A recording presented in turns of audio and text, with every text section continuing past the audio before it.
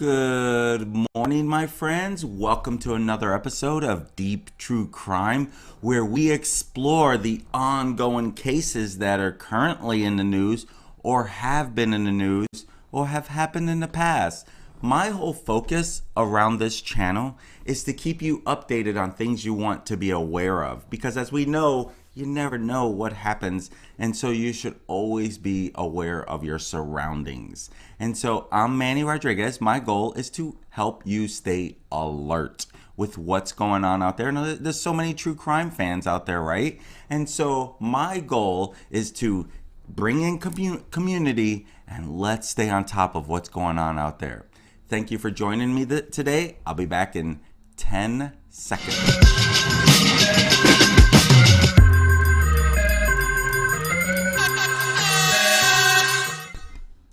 Welcome back, my friends. I'm Manny Rodriguez. Thank you for joining me today. I truly do appreciate it. Let's get a little... There we go. So what is in the news today?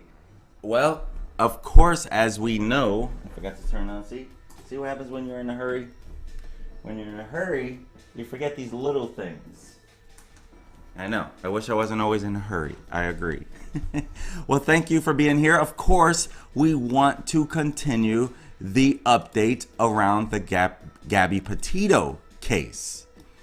As we know, Mr. Laundrie has been found and he is not alive.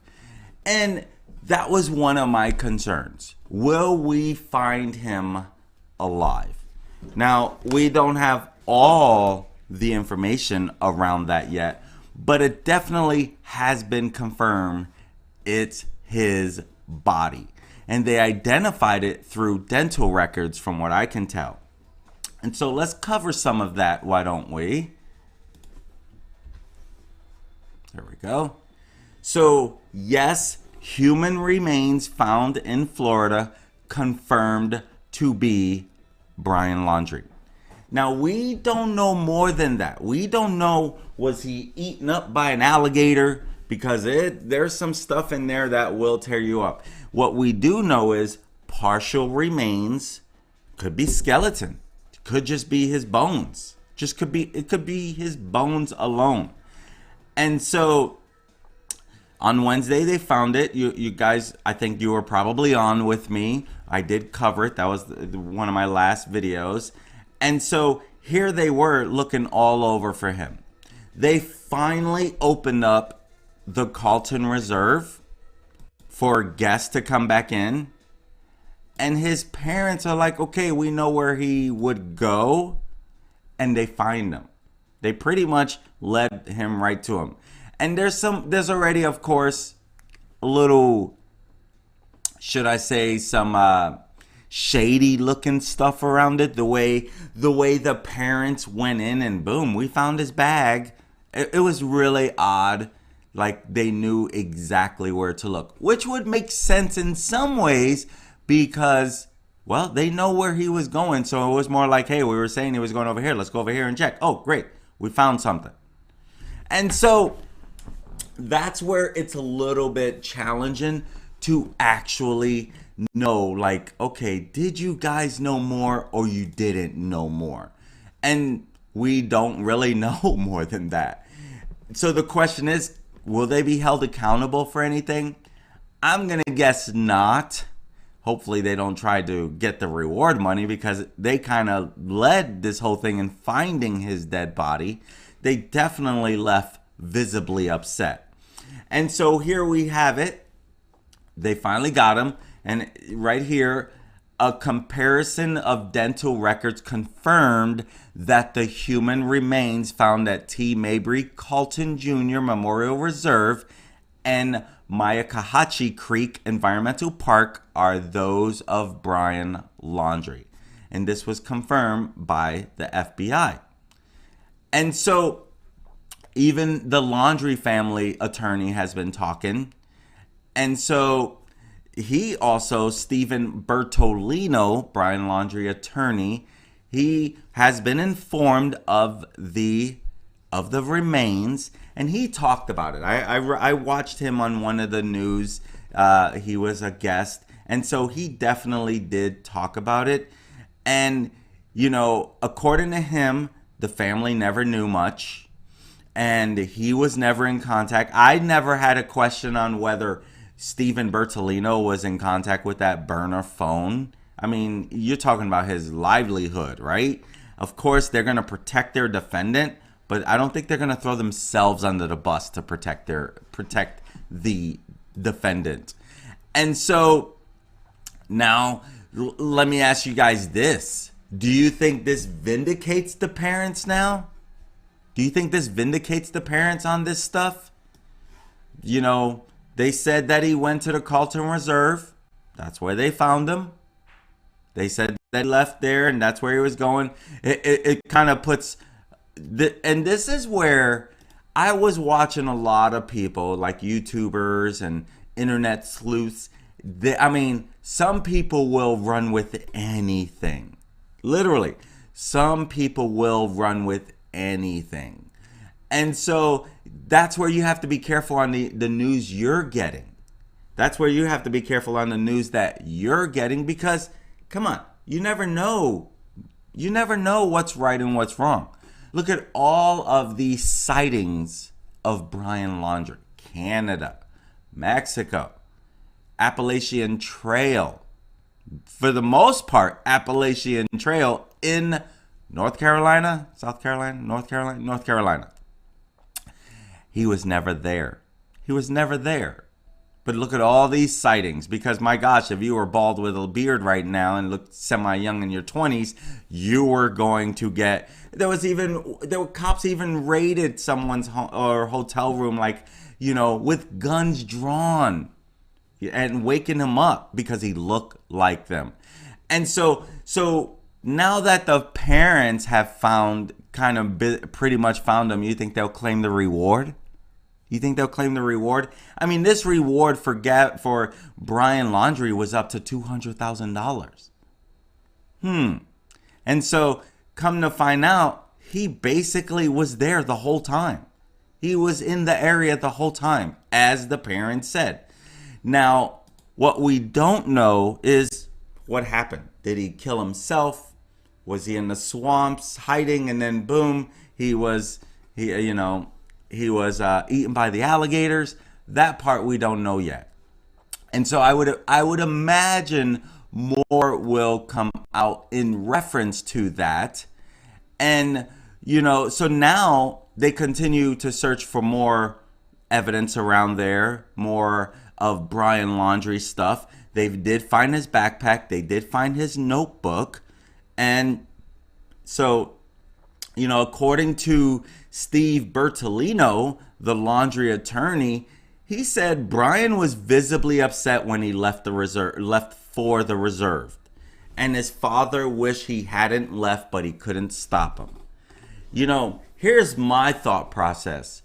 If the family made him do the right thing, they would get to speak to him more days. They'll never get to speak to him again. And imagine that. Imagine if they said, Brian, look, we're going to love you no matter what. You're going to have to pay your dues so we can still spend time with you, even if we have to come to upstate New York and visit you. At least they can see Brian again. Now they'll never see Brian again. And to be honest with you, I feel a little bad for them. You know, I'm upset at them that they didn't do the right thing. If they did the right thing, Brian would be here today. He would be behind bars, but he would be here today. Now they don't ever get to spend time with him again. Ever. Because they didn't make him do the right thing, turn himself in, face the charges, face the heat. You know, I don't know. And of course, the parents are not going to be talking. They did let police into their home. I think it was yesterday. They did let the police in there. You know, I'm not too sure exactly what was in there. And so Bertolino, Stephen Bertolino, the attorney, when he was on the interview, he said, today's not the day to talk about Gabby Petito. To me, I'm like, really? I mean, I kind of get it, but this whole thing has been about Gabby Petito. You never want to see anyone die. In this case, I don't think most people wanted to see him die. This is not the proper justice for Gabby we wanted. We wanted him to pay for his crimes and bring justice for Gabby. Now, another family is upset that they lost their child. He was selfish. He should have just turned himself in, think about the consequences around him, and just deal with what was coming. And, that's probably why, Christopher Laundrie didn't want his son to go, because he knew he may never see him again. He may never see him again. And so now, maybe all along, the parents were mostly right. They were definitely not right in the fact that they kept this from everybody. They did know a lot more. There's no doubt about that. I mean, go figure, they're kind of the ones that found them. They knew more. They had to know more. Now that they found them, are they going to try to get the reward? I mean, that thing was up to $200,000. And so, the parents, they stayed up in their home most of the time. They go shopping. They went to the post office or something. I don't know. They went to mail something. I don't even remember where they were. Oh, AT&T store. They went to the store. And no matter where they went, they never got privacy anymore. Their privacy was out the window. And so what happens now that they may have led investigators to their son's possession and his remains? Maybe they found the possessions and then the police found the remains. Maybe a tip came in about the remains. I don't know. That's a great question on its own. And so maybe all along the parents had been cooperative with the police and we doubted them. Because I definitely doubted them. I'm not going to lie there. I definitely doubted the Laundries. And maybe I was wrong on that. What I truly do believe I'm not wrong about, they knew more than they were giving up. They knew more than they were giving up. And now we wait and see, will we get more information out about how much they knew? I'm guessing not. I'm guessing not. Seriously, I'm guessing not. What do you guys think? Let me know in the comments, what do you think? Do you think that they knew more? So, obviously, when Brian was headed to the reserve and he was visibly upset, they probably thought they were never going to see him again. And if they did talk to him, because he did have a burner phone, I don't know if they found it yet, for them to actually find the bag first, I mean, could they have grabbed the phone and put it in their pocket before anyone see him? Because no one, the dad goes into some bushes and then comes out. I mean, that is weird on its own, I would think, right? What do you guys think? Seriously, let me know in the comments. What do you think about that? I'm curious how much they knew. I'm curious. You're probably curious as well. How much did they know about that? And so we don't really know. Did I mess up here? Hold on a second. I think I did. Yes, I did. So we don't really know. There we go. You guys are looking at the wrong screen. I don't know how long you were doing that. And so that's where he says, the attorney says they didn't know. The parents didn't know if he was alive or he wasn't alive. They didn't know. This is irking me. As you can see, I didn't check that. Okay, that looks a little better. And now we wait to find out if they knew more. Let me make sure that I'm covering everything that needs to be covered around this for the latest update around the Gabby Petito story. now is probably the Brian Laundrie story, but I'm not going to give him that much, belief in it that this is now going to revolve around the Brian Laundrie story. This has always been about the Gabby Petito. I can understand now that they find the body, give them a little time to feel the pain, go through the pain. Their son is dead. Now they can think about what their actions did, what they could have done different in reference to, would your son be here today? Would your son be here today had you did something more? Because here's my guess. They would much prefer that he's here today rather than gone. That would be my thought process on the matter. And so here we are.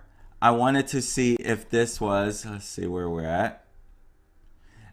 Because when Brian's dad went in there, he was the one that found it. He was the one that found the video footage shows. Where are we at though? Let's see if this would be it. Sometimes when I got too many windows open, things start slowing down on me, which stinks. Let's see. Did that open up? Yes. Let's see what that brings. Nope, that's it there. Let's see if this will show the video. Because there's always, see, I don't see the video. I want to see the video. And I mean, his dad just goes back there. His dad goes back there. Where is the video though?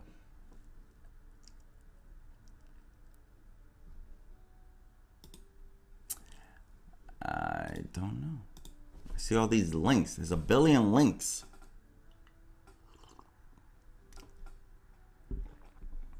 Did this show the video? Bring up anything. Well, shoot. I should have probably tried to have that. Let's see. Maybe this will bring it. Will they play? I'm not going to keep doing that. See, things, once I get too many windows open, everything seems to go a little slow. Okay, here you go. I will not have any audio with it. And so I will just kind of show the video if it ever plays. And of course, you always got to have your commercials because that's how they make their money. Okay. Let's just get to the video, my friends. There we go. Breaking story. Not it. So hopefully they will show. Let's see. That's a little bit there. No, I don't think they're going to show. I literally don't think they're going to. Oh, wait. Maybe they're going to show something. Okay.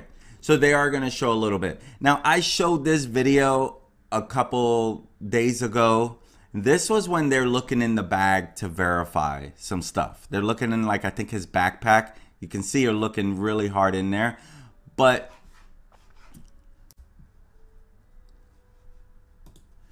and that was the morning that they found him. But see, that's the thing, is that they actually found evidence when law enforcement was not there. That to me is a little sketchy. I'm glad they found something, but to me, that's a little sketchy that they found it. I mean, that gives them time to put something in their pocket. I mean, I don't think they would throw it somewhere because obviously now they're going to look everything through. And so, and you would think that you would want to see the law enforcement there because, I mean, I think from what I understand, that morning the parents told the FBI, we're going over to the Carlton Reserve now that it's opened, because Carlton Reserve was closed while they were doing this investigation. And while it was closed, no one was allowed in there. So the day they opened it up, the next morning, the parents go out there looking. And they go out there and they know exactly where to go. which would make sense if they know more often than not where their son is going to go. That would make sense, right? That would definitely make sense. And so now we wait to find out how much did they possibly know. Because now that he was in the Carlton Reserve, now you got to ask yourself, how well did the Northport police actually do their digging and looking for him? Right? That's the question there. That's the question. Like, how much did you guys know? You knew exactly where to go to find him, and you actually did. Because here's the truth. Here's the truth. And people are, ex-FBI, current FBI, K9 handlers, different people. They're like, the fact that the cadaver dogs did not find anything earlier is suspicious. That's definitely suspicious. It truly is suspicious. That's why I believe there's more to this that the Brian Laundrie parents are not saying.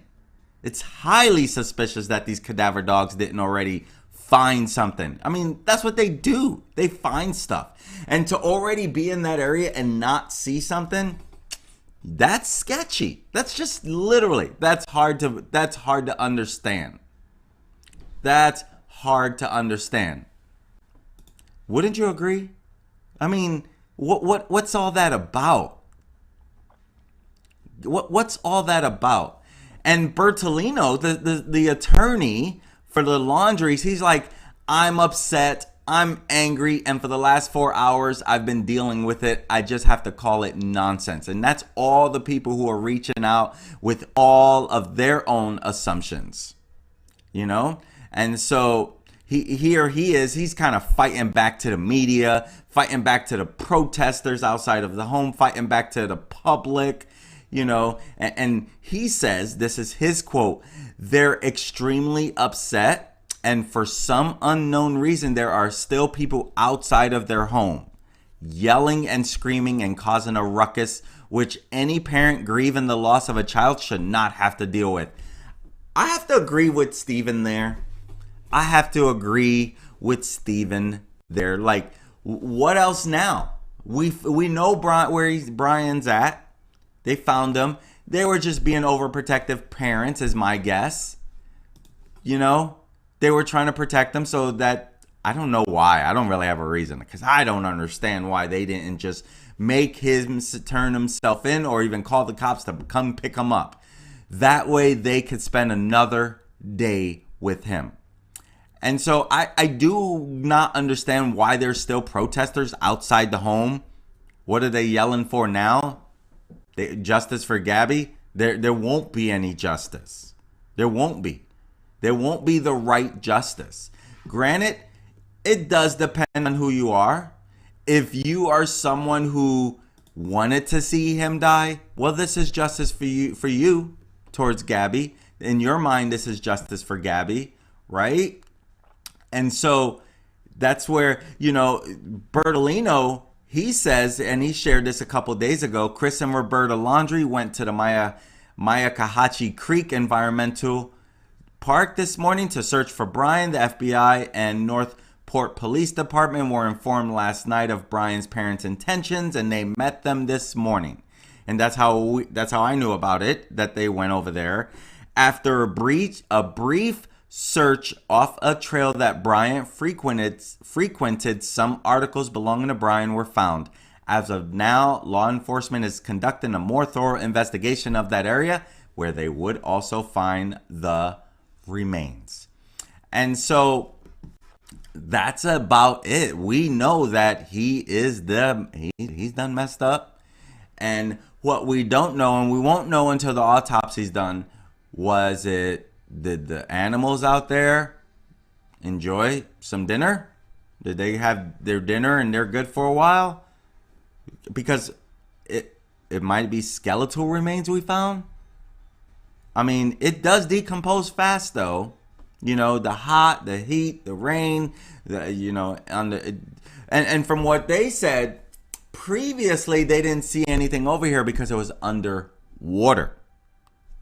We don't know. We will wait to find out about that one. Right? What do you guys think? We will wait to find out more about that, because we really won't know more than that. Alrighty, my friends. Of course, we got more to cover here, and I want to make sure that I get to all of them. So the next story I want to talk about is this former adult film star sentenced. You know, one thing I noticed about this is, since I started doing news, there's not many females that are in the news with these type of heinous crimes. There's not many. But today there is one, and not that she is directly the reason this occurred, but she was a part of why this occurred. And so ex-film star has been sentenced. She was sentenced to 10 years in prison. And let me bring that up. So Florida ex-adult film star, I don't want to use that other word because I don't know if YouTube or Facebook's going to flag me for using that P word, so I'm not going to say that word. I'm not a big fan of that word anyway. And so, sentenced in the death of a man found in a shallow grave. Now, from what I can tell, she's not the one that did it. She's the one that is well known of this trio. And so her film name was Aubrey Gold. Maybe you're familiar with it. I have no clue. Never heard the name in my life. And she was sentenced a couple days ago to 10 years in prison for her role in the connection of a 51-year-old man last seen with her boyfriend, another friend, and her, where they were hanging out or something like that. Now, she pleaded no contest. She's only 24 years old. Obviously mixing up with the wrong people. Granted, if you're in that film industry, you're probably already making not so great decisions.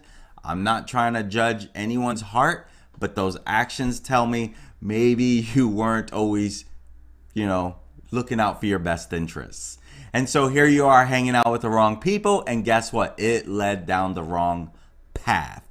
And so she is convicted of second-degree murder, accessory after the fact. And, to a second-degree murder with a firearm in the July 2020 death of Raul Guillen. Okay? Now, Raul was 51 years old, may he rest in peace, taken way too soon because of selfish acts like this one. She should not have been a part of this. Of course, I don't know the whole story, so I'm not going to play it. I'm not one to believe you can judge someone's heart because you don't know what their heart looks like. But you can judge their actions, and by these actions, she did wrong. No doubt about it. She did wrong. No one's going to question that. She did wrong.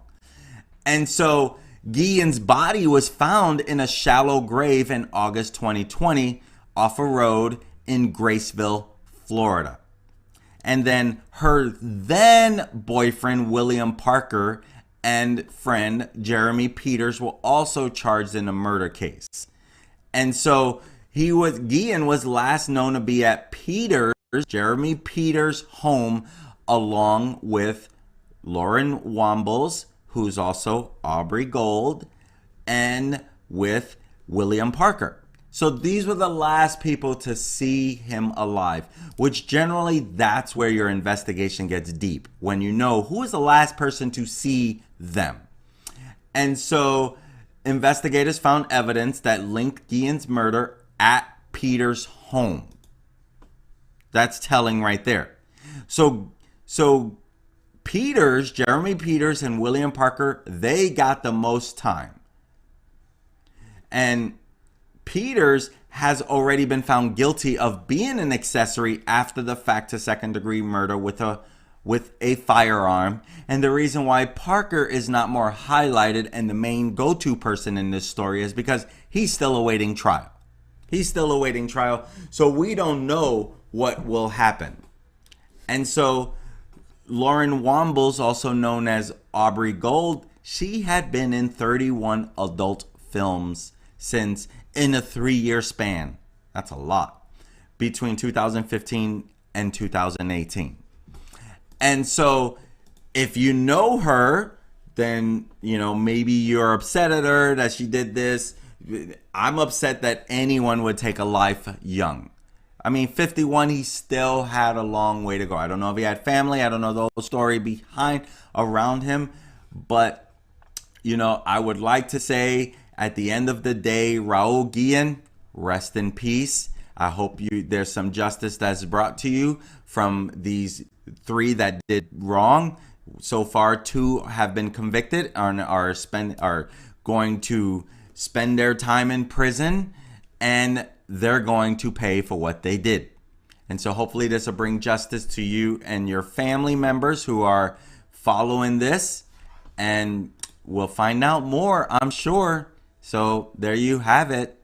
Ex-adult film star sentenced to 10 years, and we wait to see what's next. The next story I want to share, Texas nurse convicted. Yes, another one of these nurse stories I did. If you look out, if you've been following my channel for a while, I did a story on Orville Lynn Majors, the Angel of Death. And he was someone who, they don't even have an actual count on how many people he killed in the hospital in Vermilion County in Indiana. And so we don't really know more than that, how many numbers that is. In this particular case, the jurors were so quick. It literally took them an hour to convict this Texas nurse. And not female nurse, male nurse. And so jurors only needed an hour to convict Texas nurse of fatally injecting air into patients' arterial systems. I know having to do with heart, arteries. I can pronounce that no problem. Arteries system. We'll say that. Arterial. I don't know. If you've been following my channel, sometimes I struggle to pronounce the right words. I don't know. Maybe my lips are too thin. I don't know. So jurors only took an hour to convict William George Davis. And he was convicted on Tuesday of this week. And so a little late on this, but that's okay. So here's his MO. He was to inject air into patients' artery system, leading to their death at Christus Trinity Mother Frances Lewis and Peaches Owen Heart Hospital in 2017 and 2018. Wow. And so, for example, victim Joseph Kalina, he was recovering from heart surgery but had a neurological event on January 25th, 2018, and he died from brain damage 2 years later. So prosecutors said surveillance footage showed Davis was the last person to enter the room before the health calamity, and that Davis claimed he was in the room to silence an IV pump. There was no alarm going off. However, according to testimony, Davis kept the other nurses in the dark, and contrary to his claims that he went to help Kalina immediately during the neurological event, footage showed him being far slower than that. So here he is saying, I'm hurrying up to get there to help him. And when the footage comes in, they're like, no, you actually didn't even come close to doing that. You didn't even come close to helping him when you said you would. Or when your version of it came out. And so now we don't really know, Why? That part we don't know. And so what he did with Joseph Kalina, rest in peace, Joseph. Sounds like he was taken too early in life. What happened to him, that was the same in killing Ronald Clark. Rest in peace, Ronald Clark. Christopher Greenaway. Rest in peace, Christopher Greenaway. And John Lafferty. Rest in peace, John Lafferty. And so he did this to 4 patients. And when you think about each of these patients, he was the only one on the floor in each of these 4 fatal incidents. And he did not testify in his own defense. He did not testify. You always wonder, what does the defense say about this? Whoever's defending this nurse, what did the defense attorney say about Davis, who was the only nurse on the floor of each of these 4 fatal incidents? So the defense lawyer, Philip Hayes, he argued that the patients showed signs of watershed strokes and could have died from prior health problems. He maintained that his client was just a scapegoat. Like they're just looking for someone to blame. Jurors didn't buy that. They didn't buy that at all. Well, I mean, generally, when jurors go in, they take hours and days and weeks sometimes to come up with a verdict. In this particular case, 1 hour it took them. 1 hour it took them to convict this guy. Think about that. Think about that. According to the district attorney, he says, in reference to Davis, he says he enjoyed going into the room and injecting people with air.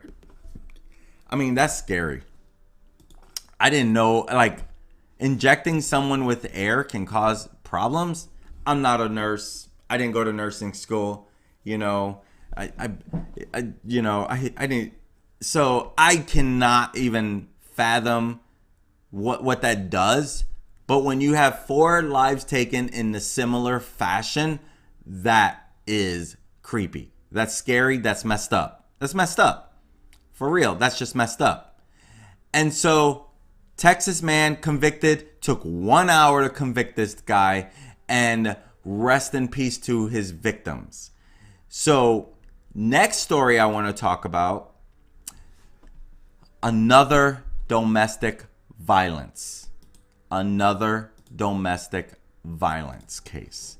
And, you know, I keep these going, and I you know, the Gabby Petito woke me up in many ways about how bad domestic violence is. And my goal is to help you be alert. My goal is to help you be aware. And, you know, and hopefully if you see something, do something. You guys, before I get into this story, did you hear about the Pennsylvania incident on the train? Lady was allegedly raped by a man on the train, and onlookers just took out their cameras. I'm disgusted and horrified by that. I would like to think if I was in that incident, I would have done something. But at the same time, when I lived in New York City as a high school kid, I was mugged on the train with passengers looking on. There were no phones back then, so there were nobody taking videos of me getting mugged by these 2 big giant dudes practically. And, you know, when I got off the train, and one guy said to me, "Did those guys just do that to you? I thought they were joking with you." I'm like, did I look like I was laughing with them? Like like to this day, we're talking like 30 years ago. You know, to this day, I still remember that. So, but this heinous crime is worse than what I went through. And no one did anything. No one called the police right away. I'm horrified and disgusted by that story. And so I look at these things and I'm like, if you see something, say something, do something. Don't just be an onlooker. And so here we have another domestic violence incident. And the man strangled his wife to death after a night at a strip club. So he's at a strip club, right? He gets home. His wife's probably upset at him. So sad, sad story.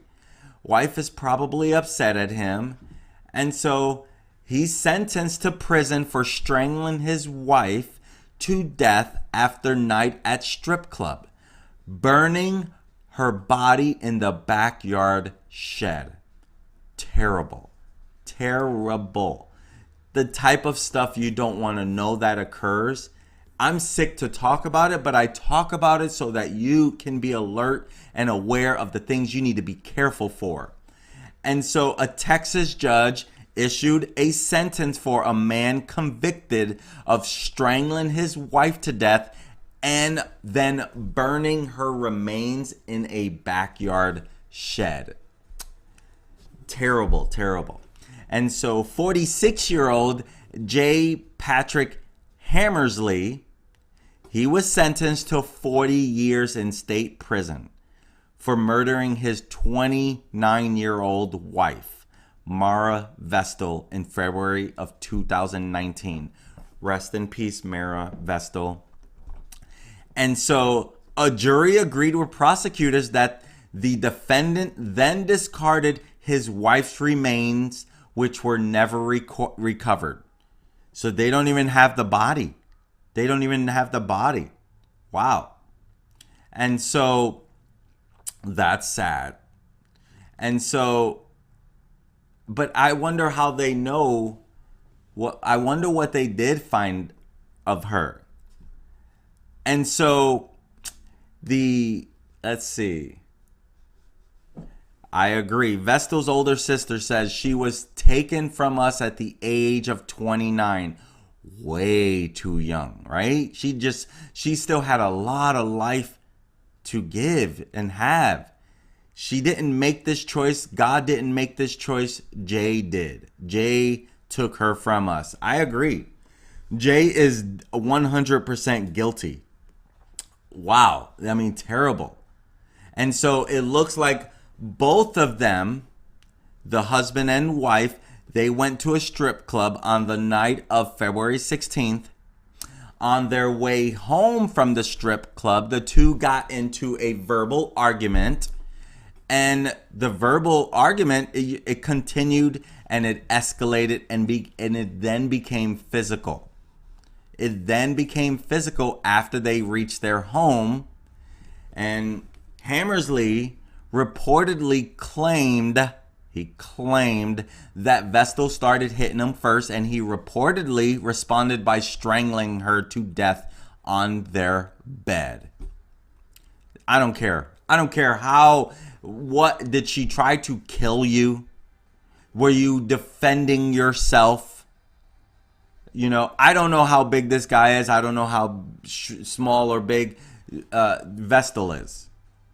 And so following her death, Hammersley reportedly dragged her body to a shed in the backyard of their home and placed her inside, where he stored her remains for 2 days. Wow. He then told a friend what had happened and asked if the friend would be willing to help him cover up the murder. The friend was smart. He said no. The friend turned him down. He's like, I don't want anything to do with what you've done. Wow. So they still have not recovered her remains. They have not recovered. And Hammersley, he purchases 100 pounds of charcoal, which he used to cremate his murdered wife's body inside the backyard shed. Unbelievable. Unbelievable. He put her ashes into a series of trash bags and left them on the curb.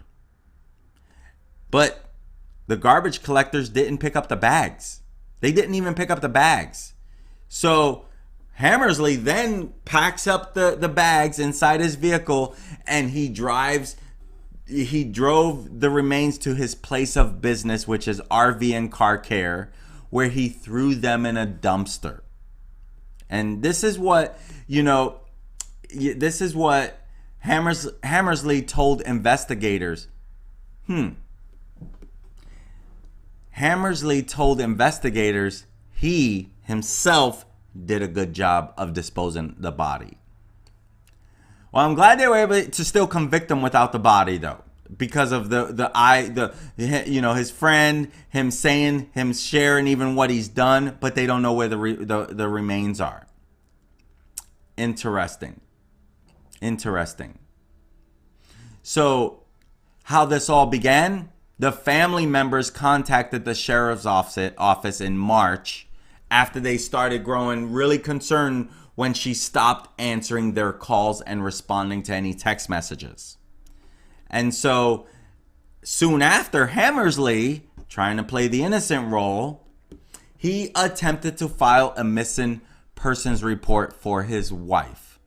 But the investigators said his story continued to change and didn't match information that the police already knew. That's why it's important that they dive deep into their own investigation into these things.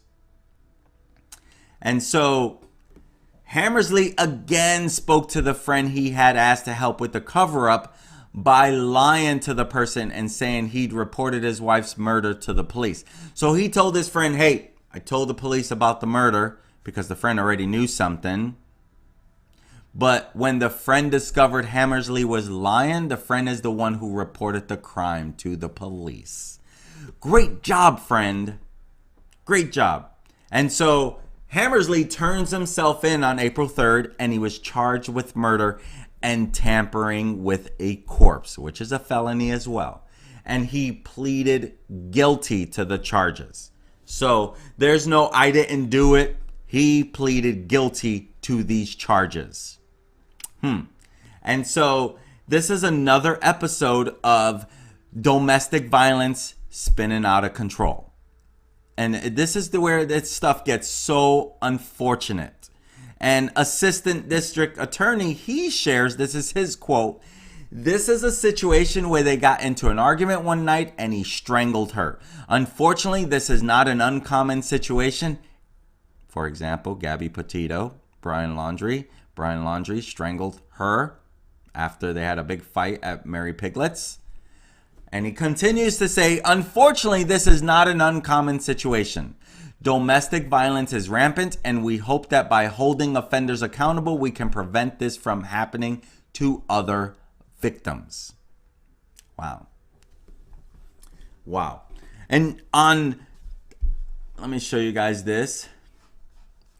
So she posted this in June of 2017. After everything is said and done, this is Mara Vestal, the victim. "After everything is said and done, we are still together. We have a beautiful family, a loving home, and I have you for the rest of my life. Sorry, but you don't. I love Jay Hammersley, and what he doesn't kill us will always make us stronger. And what doesn't kill us will always make us stronger." That is pretty ironic, because she would die like the year later, right? She would die a year later. And that's sad. And this is a picture of them too. Rest in peace, Maya. I'm sure you did not know this was going to happen to you. You don't expect this to ever happen. You have arguments, you have little spats, you have things, you go your own way, you leave it alone. But sometimes some people cannot control their temper. This is why, I'm a racquetball coach to like over 40 kids, and I tell these kids, like, I see them get angry, hit the racket on the wall, and I tell them, you got to learn to control that, because that one day you can do something that you let your anger get the best of you, and then you wish you didn't do it. I tell my son that too. He's watching football games, getting crazy, throwing things around, and I have to teach him, like, hey, gotta learn to control that temper. You cannot let it get the best of you. The quicker you realize that, the quicker you can work on it. And I try to educate them on that. My friends, that's what I have for you today. Thank you for joining me on this morning time. And so those are the 4 news stories, and I'm sure I'll be talking to you again pretty soon. I'm Manny Rodriguez with Deep True Crime, where we explore the ongoing cases. And hey, my friends, if you found some value, if this sounds like something you like, please smash that subscribe button. Click that like button. Let YouTube know you got some value, and they'll let you know when I upload stuff. Thank you so much. I appreciate it. And hey, you see that little bell? Click on that little notification bell so you get notified when I go live. Thank you so much and have an amazing day.